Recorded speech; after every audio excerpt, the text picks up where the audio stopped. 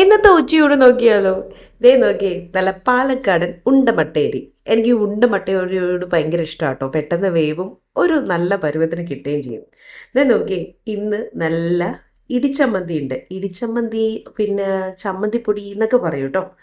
ഇതും കുറച്ച് നെയ്യ് ഒഴിച്ച് കഴിച്ചു നോക്കണം. ഓ, സെറ്റ്. ഇന്നിപ്പോൾ കുറച്ച് കറികൾ കൂടുതലുള്ളതുകൊണ്ട് ഞാൻ നെയ്യ് എടുക്കുന്നില്ല. ദേ നല്ല വെണ്ടയ്ക്ക ഉപ്പേരിയുണ്ട്.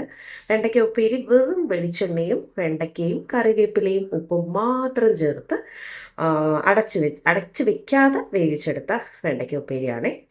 ഒരു ചെറിയ കഷ്ണം ചൂരമീൻ പൊരിച്ചതുണ്ട്. നല്ല ഉടഞ്ഞ കപ്പയുണ്ട് കേട്ടോ.